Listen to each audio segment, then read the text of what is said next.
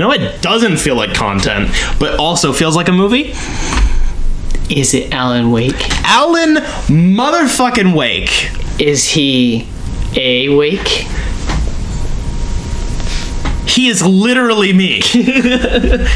I have somehow avoided playing this game for fucking almost 15 years.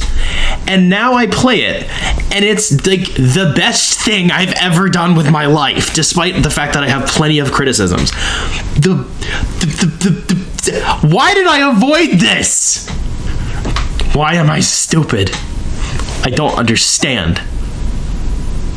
I'm dumb. You should talk about it. I'm going to. So I played the original version on Xbox 360, as well as both of its DLCs, which were an additional $6 or $7 a piece, I believe. They play directly together, like as an epilogue. And I also played the remastered version, which includes all of those DLCs in the same package. I'm going to basically talk about the game, and then I'll do like 30 seconds on the remaster at the end, because not much has changed, and it's not like it's a remake, so there isn't a lot of like differences to discuss. So the premise is certified hood fucking classic. Alan Wake is a writer who's popular, but he's not actually that good, and also he's kind of a shithead and a dick, and his wife is weird, and they like don't always get along and stuff, and they have problems. He's like a person. He's just a normal guy, and he like has massive writer's block and does drugs. He's having massive writer's block, so him and his wife Alice take a vacation to Night Springs in Washington, because everything needs to be in the Northwest because it's great. So they go to this little town, they're taking a little vacation, and a lot of shit happens. I refuse to give a plot by like a beat by beat plot synopsis, because there's so many good fucking twists in this game, and most of them are still like unspoiled for the public, which is great. I had none of this spoiled for me, like at all. So that's awesome. Yeah, so him and his wife go get a rental place, and she fucking disappears. She like gets pulled into the lake that it's on. She gets poofed. She got bamfed. Ooh, that's a violent poof. Yes. And then Alan fucking blacks out for a week and gets into a car crash and has no clue what the hell just happened. And he finds pages of a manuscript for the next book he wanted to write that he doesn't remember writing, and they also are predicting the events of the game as you go along. Sounds sussy. It sounds like the best fucking thing ever invented by mankind. Holy shit, this sounds so good! Brainworms. All the brainworms. There's a lot of other twists on top of that, but that's like the gist of it. God, there's so many good spoilers to get into, but like I shouldn't. Story and theme stuff is fucking A tier. It is just deep enough where you can look into it. You can do your theories and your charts and your color theory and literary analysis, and that's valid and fine, and you will get more out of the game if you do that, but you don't have to understand the basics of the game. But also the game is about like very like metatextually about the creative process and like mental health struggles and like depression and alcoholism and stuff like that. And also you use a flashlight and a shotgun to shoot weird zombie ghost men. So like it's the coolest fucking thing. You're scared of your own shadow. The whole game is literally using light to dispel darkness. It's so over the top. It's nutty. Like it just says its themes every other sentence, and I can't blame it. There's a lot of conflict between different, let's say, parties involved in the story that are representatives of light and dark, balance and nature and all that stuff. Oh, it's so good. Oh, it tickles my brain. Oh, it tickles my brain. You know when a dog like starts scratching behind their ear and then they go nutty? They start smiling. That was me when I played this game in one fucking sitting. I haven't enjoyed a game this much in so fucking long. It's insane. Partially, it's also because I'm on different meds now, and I'm actually feeling emotions lately, so that's been an interesting change of pace as well. But it was wonderful timing. Yeah, so story and theme is fucking great. There are some theoretical plot holes which are some of them are left out because I think some stuff hit the cutting room floor in terms of like segments of the game. Some of them are explained in the 2 DLC packages which take place after the main events of the game and are basically all just a dream sequence, to be really vague about it. Some of them are explained in the follow-up kind of mini game, and then I'm assuming a lot of it's followed up in the sequel that took 15 years to get off the damn ground. There's also some stuff that is cut out because they made a TV show for this. Like, they're currently making a TV show for this. Like, it's in production, or I think it's in pre-production. They're going to make a TV show version of this because a lot of this is based off of like TV structure and tropes and stuff. But like before the game came out, they made a season of television about the town and just the random fucking people that are in the town that you encounter during the game. Mm-hmm. I haven't watched it yet, but it doesn't look too bad, and I really want to. So there's definitely a bunch of information in that. I believe there's also some expanded lore books, which is insane. So I need to find those and read them and obsess over them for the next 10 years. So there are plot holes and some inconsistent logic and stuff, but also most of the game is hallucinations and dreams and like magic basically. So even if like maybe a particular quote unquote plot hole bothers you, on the whole, like they don't really add up to like a problem. It's more, a lot of it is like a philosophical question. Presentation is fantastic. The menus and the user interface is all great. The UI in gameplay is very simple but extremely straightforward and very functional. It's really clean. It has a really good depth for being a third-person over-the-shoulder game. It has a lot of depth behind Alan. The few things that you have in your user interface on screen are minimal and mostly contextual. So quite often you can just walk around and the only thing that's on screen is your health bar and your compass. Mm-hmm. And sometimes your objective. It's fucking awesome. It's very immersive like that. The menus are really snappy and well put together. Back when fucking video games had good like title screens, did this generation before it died off. Uh-huh.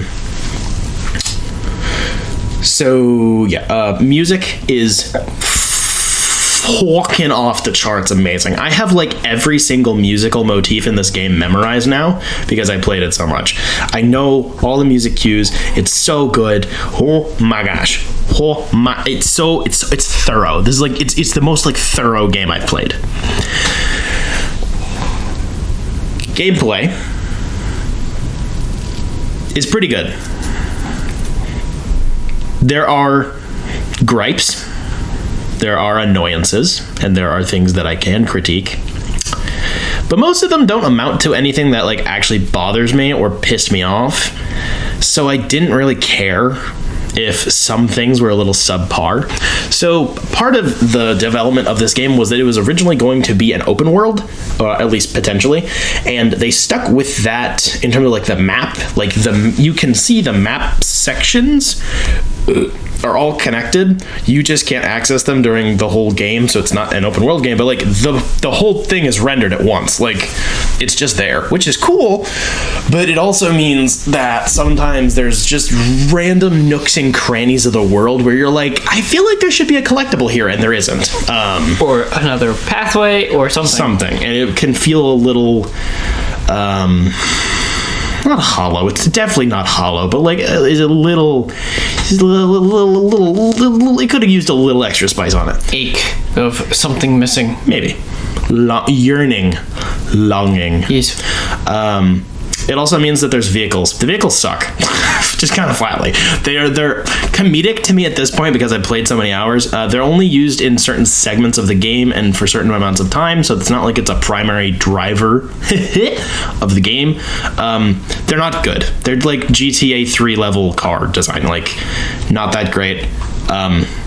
They function. They're fine. They're just not very good. gunplay is really good. Like, it's weird because it's really shallow, like really, really shallow, but it works really, really well in the context of the game because you're so wrapped up in the lore and the story and the context to not really care that like there's only like 4 enemy types in the entire game and you fight a lot of them. Like, there's just enough variety where I don't care because the sound design and the visual effects for the fucking combat is so good. When the hunting rifle go bang and then my controller vibrate, I just peed a little, you know? Like, all the guns sound fucking immaculate. They got big oomph. The recordings are done really well. It's really, really satisfying to do stuff in combat, even though there is like 0 depth.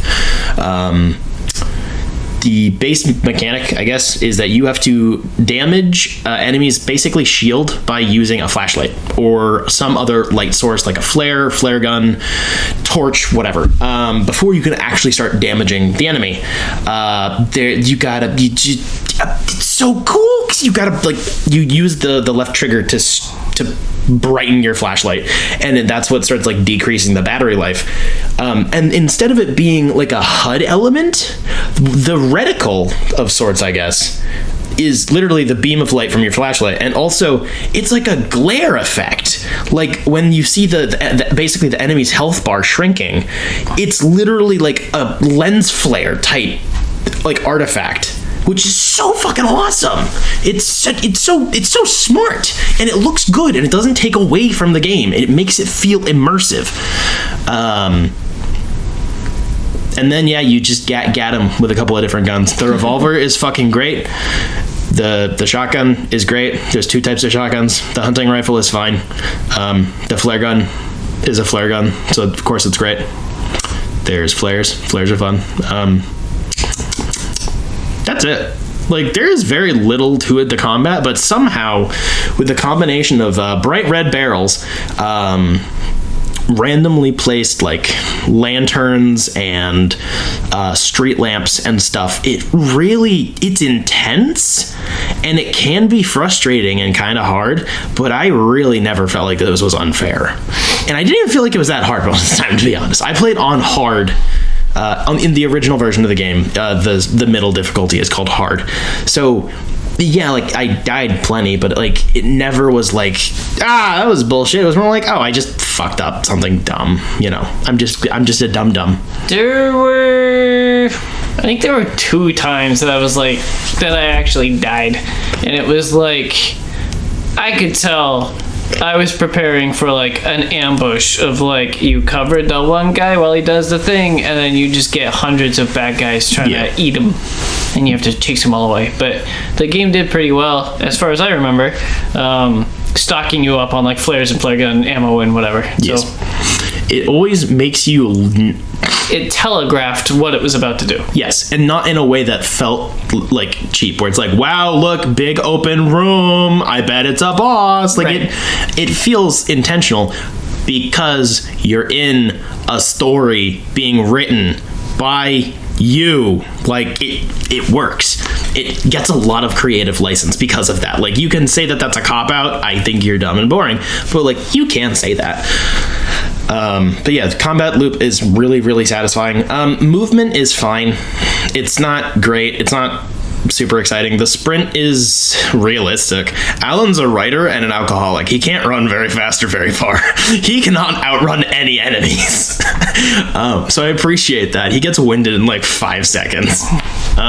It's just useful enough. There's a dodge mechanic, which I think is really cool. You hit the sprint button and you move the left stick in a direction to dodge out of the way of an enemy attack when they're like throwing a pickaxe at you or whatever. It can be pretty glitchy, but it works well enough. And sometimes it adds in some slow motion just to be really fucking cool, because it was 2010 and that shit was cool back then.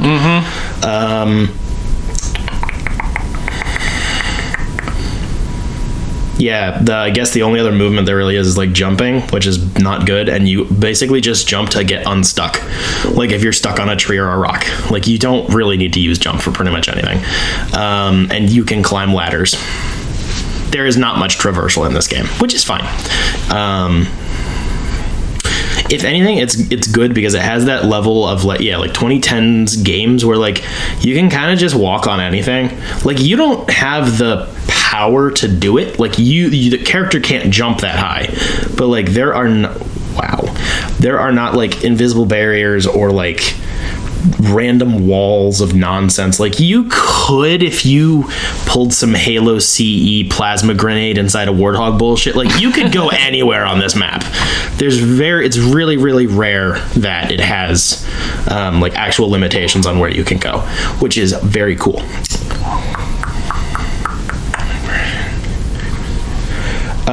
Spooky. Game is spooky. No, it's not. I said spooky. Spooky is not scary. I know. It is spooky. It is spooky. I like spooky. I'm not always a big fan of scary. I like spooky, and I love how spooky this game is. There are some jump scares here and there, and there's also a lot more like horror movie references than I expected. Like I said earlier, the whole thing is about the creative process and books and shit. So they're constantly name dropping authors and books and like. The Shining. A lot of The Shining. Like there are possessed objects that are called poltergeists. But like there's like, oh look, it's a barrel. Oh shit, it's shaking at me, and it's like that's from The Exorcist. Like there was some bullshit with the objects that pop up and shake and then zoom out. A little bit. It's a little finicky. I remember being frustrated with that a little. It's more just because they're hard to dodge. Like, because they not track you. You have to dodge at the last second. Yeah. Sorry. Go ahead. But in terms of like its horror references, they're mostly about Stephen King. Like 99% of this game is just Stephen King everywhere, which is fine. I don't even like Stephen King that much, but like it's one of those things where like you like through cultural osmosis you get the references. Mm-hmm. And I think most of them are done pretty well and pretty tactfully. Like there's an achievement for disintegrating a car with your flashlight, I think, or something like that. That's like, haha, it's Carrie, or not Carrie, Christine. Thank you. You're welcome. Something like there's stuff like that all over the place. Imagine being one of Stephen King's exes and he names a demonic car after you. Dude, kind of based. Most of the dialogue from your enemies are basically just deadites from Evil Dead, but like a little bit more goofy. So they're randomly like, so you're primarily fighting like basically possessed people that are like loggers and truckers and whatever, and then they're like or like sheriffs and park rangers and stuff, and they're like, don't stray from the path, as they're like coming at you with an axe. Like and they just have enough like voice warbling on it where it's like, this is definitely an Evil Dead reference, but like it's goofy, but also it's a little unsettling sometimes when I randomly run into the woods and one of them fucking appears in front of my face because that spawns in, and then they're like, don't walk alone at night, and it's like, geez, I'm fucking back up. You know, it's just the right amount of spooky and like mood. It's mood and atmosphere, way more than it is scary. There's also a lot of Twin Peaks. Yes, I have no familiarity with Twin Peaks. I've never seen it. I'm going to do it because there's so many things I like that have Twin Peaks all over it. Yeah. But like I still haven't done it, which is really weird. I think I saw the first episode. I was like, that was really slow and boring. I never went back. It seems like it's a thing up my alley, so I have no idea. Head up ass? That too. Yeah. Yes. So yeah, the game ends on the plot ends, but it ends in a very different place than where you start. The DLCs act as an epilogue, and are, like I said, basically a dream sequence. That's about as vague as I should be. They continue to follow Alan after the events of the first game. He is somewhere else. And they added a bunch of new mechanics, which I actually thought were pretty cool. Whereas you would, because you are now actively carving out your own story, you are like, wow, look, there's a big word over there. It says flashlight. And then you shine your light on it, and then when you disintegrate it, it drops a flashlight. Holy shit, mind-blowing. It's only relevant in the main game during the last level, and it's mostly as like a presentation gimmick. In the DLCs, it is the primary mechanic. Most of the supplies you find, you have to basically spawn yourself, which is pretty cool, because also, if you bump into one of those floating words, it hurts. So you have to be kind of careful. There's a really cool sequence in, I believe, the second DLC where you have to navigate through basically a minefield of enemies, explosive barrels, bird, raven, crow things that you can spawn if you like stare at them for too long. And you just have to like look at the ground and just kind of like piddle paddle around this giant fucking area so you're not setting off effectively landmines. And I really liked it. Like, there's some really cool stuff done in that. You also revisit a lot of the locations from the first game in the DLCs, which I thought were done really well, and creatively they weren't just reusing areas. Literally the terrain changes around you. It is asset reuse, but it's not like Halo CE where you do the levels but backwards.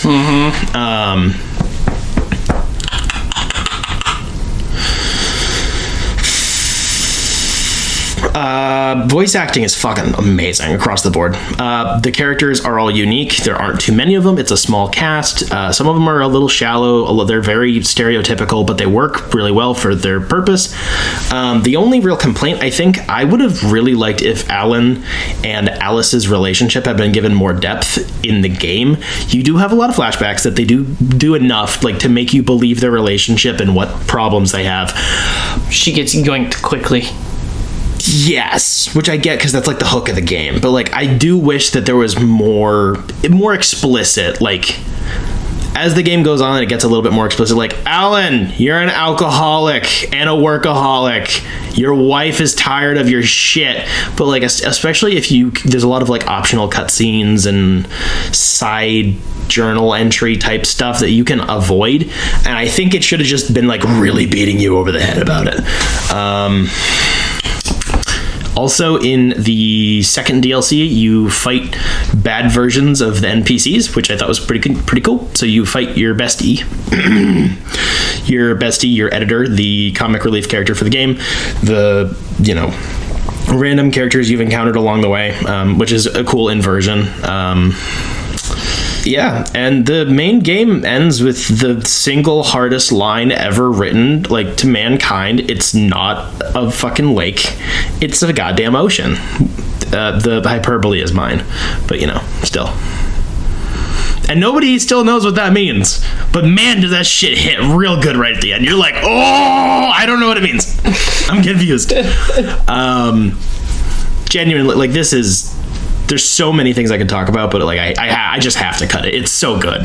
It was originally released episodically, right? No. What? It's only formatted in episodes, like a TV show, but it wasn't released in episodes. Sure? Yes, it was on a disc.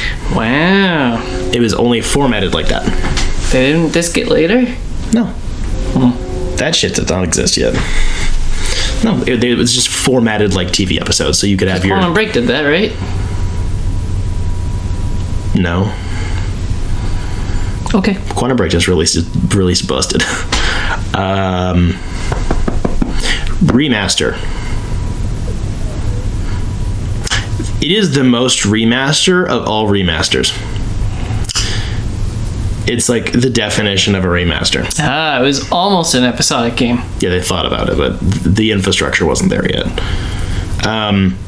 The remaster updates the graphics a little bit. Yep. There are some better facial models and some better like mouth tracking. Some audio lines I think have either been cleaned up or re-recorded. The lighting engine has been updated a bit as well, which is good.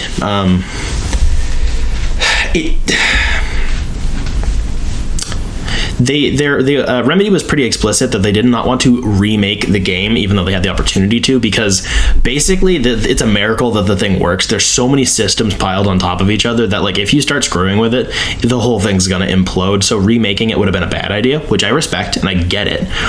But also, like, the remaster is a remaster. It's a proper re-release. It includes the DLC. It does look better. It functions better.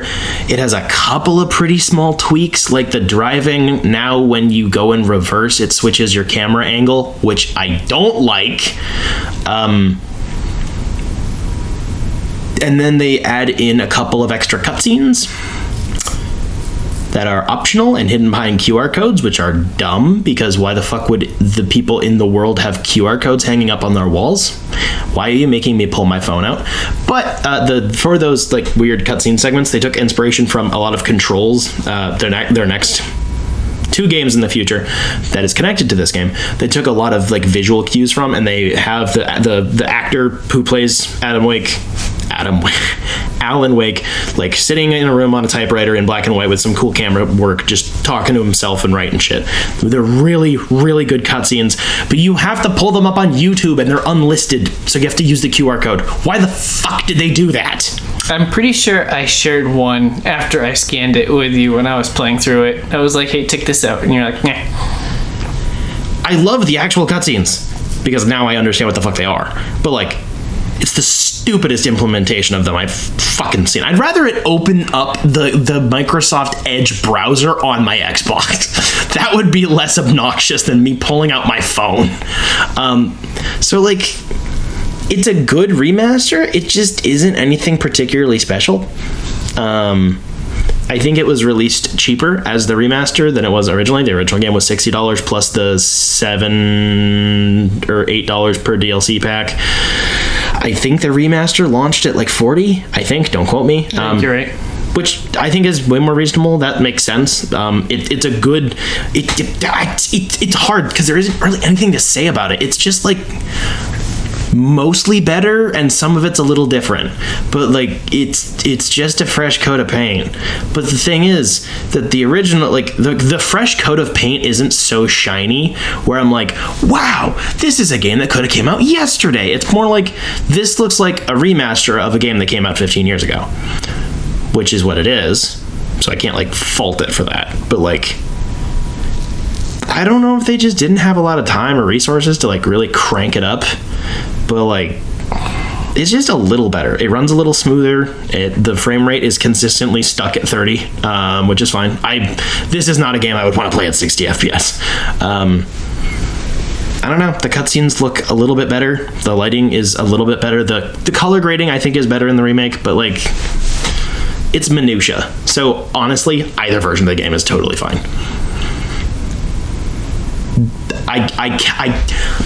I want to say S tier. But I feel like there are enough criticisms where I really should say A tier, but it scratches my brain in the way that makes it an S tier. What were your criticisms? Real quick, bullet notes. Vehicle stuff is jank. Jank. Theoretically, there's kind of plot hole stuff. There's things that are not either resolved in the game just yet or at all. Some of them I don't think have. I think there's stuff that they just kind of dropped. So I would say some sloppy loose ends. A few, not many, right, but just enough.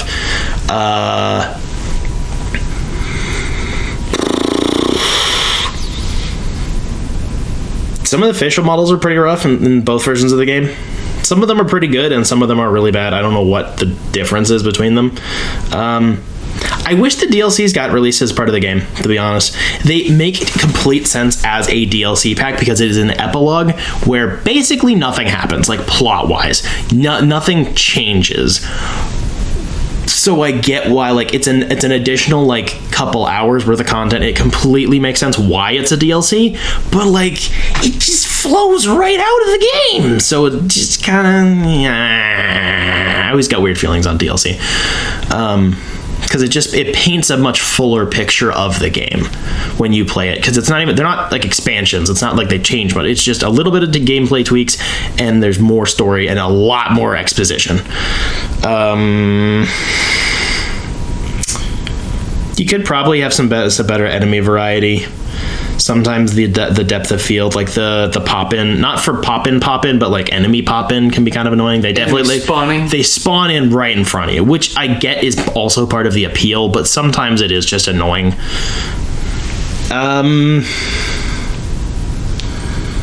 That's about it. Like, you can call it pretentious, I don't agree with that, but you can definitely make an argument that the game thinks it's smarter than it is, but also I think the game is aware that it's not really that smart, because it's not like Stephen King is not like the best writer in the world. It's just a writer that people know and like get the vibe of and respect. So I feel like I understand the criticism where it's like, this game's pretty shallow, like in a lot of ways. It leaves a lot up to interpretation, but like, does it really though? Okay. Or are you just boring? So that's what keeps it from S tier. I still want to say S tier because it tickles my brain. I can't put it. I want to put it in here, in my heart. That's the other side. In my heart, there you go. It's better than Dead Space and Dead Space Remake. In my heart. Wow. But it's not. No. But in my heart, it is. It's my favorite. How long before you buy number 2? Soon. It's digital only, which we've complained about a lot. Yeah, we'll get to that. Soonish. But those are my final thoughts. There's a billion things I probably missed, but like there's so much to go over. I could write 8 hours worth of essays on this game. Prove it. No balls. Fuck no cojones at all. Fuck you. You have a vagina. I recently learned this week, like a couple days ago, that American Nightmare, which is your topic next month, gets 86th for the sequel. It like doesn't count. Sort of. It's another thing where nothing really actually happens, basically. But you have a happy ending, and that's not allowed. Yes, but it's because you're still dreaming-ish. Right. Gotcha. It's a recontextualization. Gotcha. Because they didn't know if they were going to get a sequel or not. So yeah, next month you're doing. I am going to. Wait, real quick. Runtime. I played for. I didn't even go over collectible stuff. Fuck. I played about 15 or 16 hours for each playthrough. I played through on hard on the original version, and then I played through on normal on the remake, which are the same difficulty. There's 3 options. I'm going to start a Nightmare, which is the top difficulty playthrough on one of them soon-ish. I just don't know much else. You don't know which version you're gonna do Nightmare on? I don't, because it's a fucking coin toss. And they have the exact same achievement list, which makes me happy, to be fair. I like that. Yeah, about 15 hours. I think you could probably do it in about 10 to 12 if you not speedrun, but if you're not as thorough. Yeah. And I got around 75 to 80% of the collectibles. I was looking, but I wasn't like scouring. Also, some of the collectibles are hidden behind Nightmare. Yes. So, there you go. Yes. But yes, next month I will be playing Alan Wake American Nightmare, which is about 2 hours. Woohoo! I'm free!